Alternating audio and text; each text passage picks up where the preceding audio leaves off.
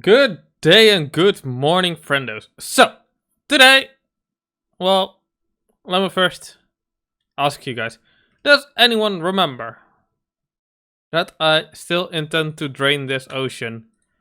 Let's quickly increase our render distance. It's pretty unplayable, but at least we can check it out for a sec. Um, yeah, I've made a bit of progress. There's still water in there, but at least I've made some lines, and the plan is to go in and grab some what's the stuff called? Grab some sponges, drain that stuff, clean the sponges. Oh god, it's gonna take ages. So let's actually start making some progress on this. Um, there's obvious, way better ways to do that. And well, if you guys look at my inventory, I'm sure some of you guys may be able to guess what's gonna come up. So anyway, let's head down here and let's at least start off with something simple. Okay, so first things first is, I guess, kind of a test kind of thing. Let's go with a slightly larger render distance. We're far enough away from the other stuff that we can do that. First of all, let's just quickly tell you guys we're gonna use flying machines to get rid of the water. I've never actually used flying machines, so gonna be a first. I did test out a little bit in survival, and there are some complicated designs which automatically push it downwards and push it back across. I'm gonna go slightly manual still. And let's actually first off start with some slabs down here. And the reason for that is because I want this area, well, the first few blocks of this area to be water free, just so that they don't really mess with the observers once they're at the end. I'm pretty sure it's fine if I just leave it be, but hey, better safe than sorry. I had it in my testing break on me a few times, so yeah, for now I'm just gonna go ahead and get rid of the water out front here.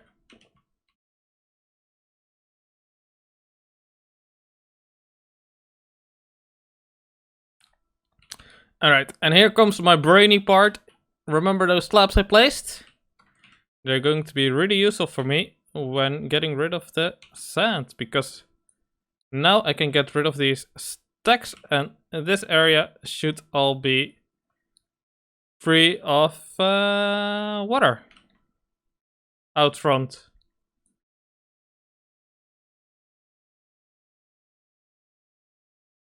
Alright, sweet. And how to do that on the other side as well.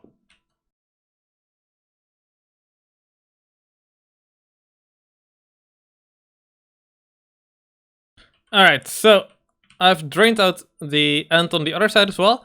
Placed in some obsidian, which is going to be the stopper for our flying machine, so that it doesn't just continue going off the edge once it's done. But let me quickly just grab some storage, because I don't need the sand anymore. Alright, so let's see. Actually, this flying machine that I'm gonna construct can be pretty damn wide. It can be like 20 or so blocks wide, I believe.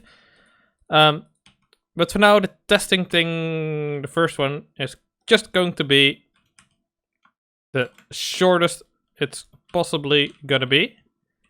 So it's going to be slime block there, piston there, piston there, piston there.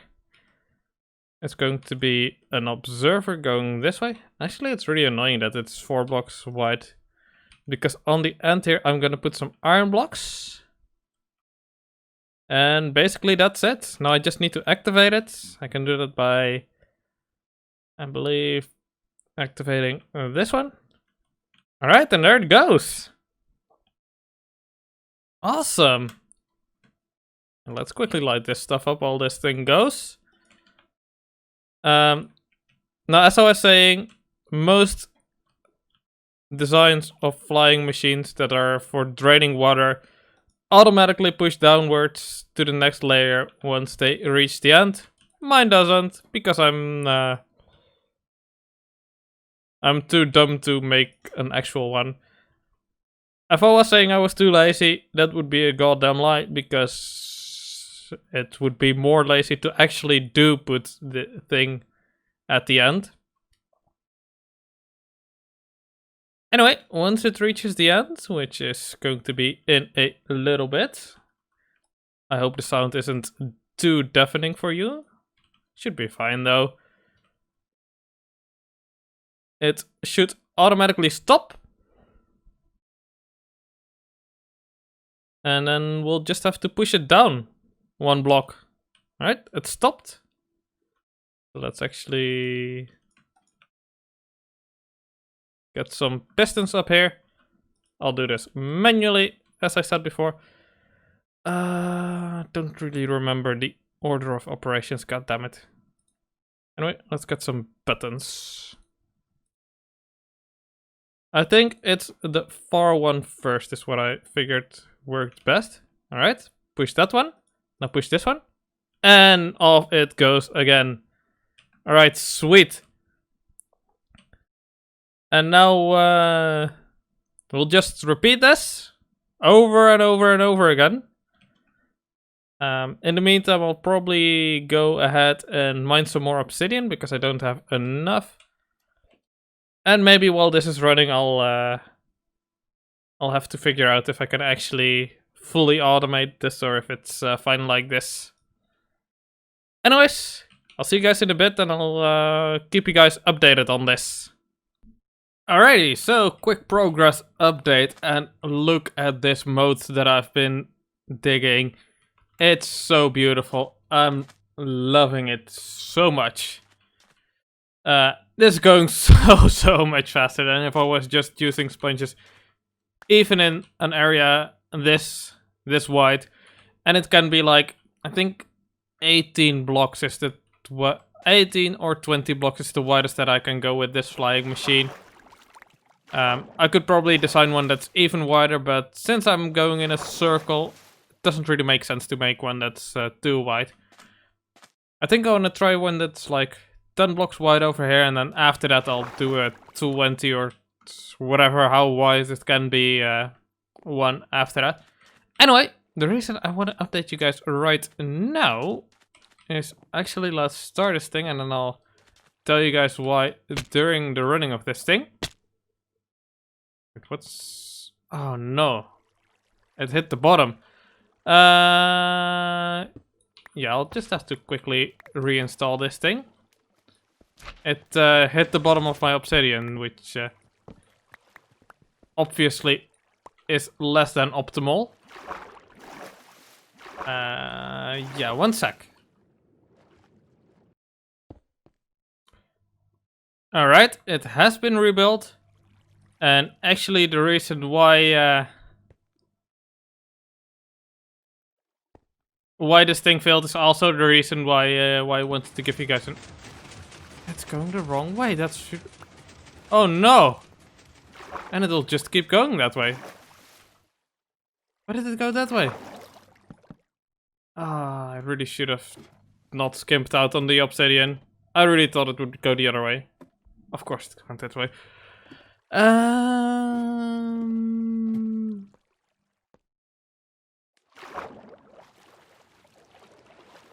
Well, at least it ran into terrain soon enough. 1 sec.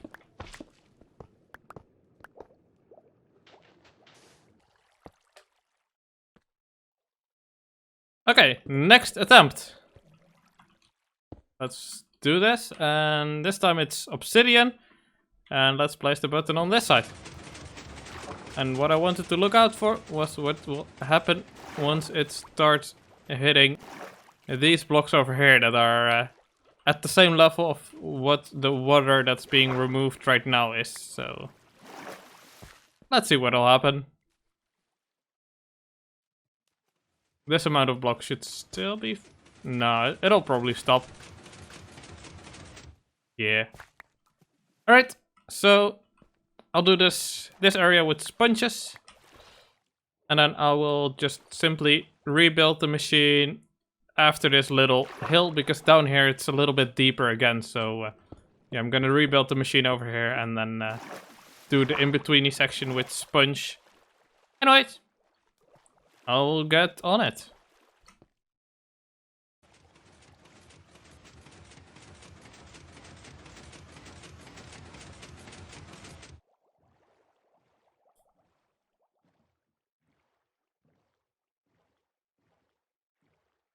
Alright, so quick progress update. I don't know what I've said in the last bit, but anyway, I've made another seawall, and this one is drained completely. Well, I still need to go around with some sponges for the bottom area where the flying machine doesn't quite reach. But anyway, let's see how this goes then. I've made a wider one because I felt like it, and so yeah. The way we extend this boy is just to do this, and I guess I can use wooden blocks. I used iron blocks on the previous one, but it's the same principle. I can use wood blocks. And at the end there, the block is just to make sure that it doesn't stick to the sand wall. But it still drags along to do the thing, basically. Yeah, that's a word. Anyway, let's send this bad boy off. And here we go. Already one level lower. And now we're really, really starting to make some progress. Because draining this area will take just as long as draining the 4-weight area. But obviously, this is like 4.5 times as wide as the other area. This is, I believe, 18 blocks wide? Should be 18. Anyway, yeah, I'll start draining, or continue draining, I should say, and yeah, that's basically all there is to it.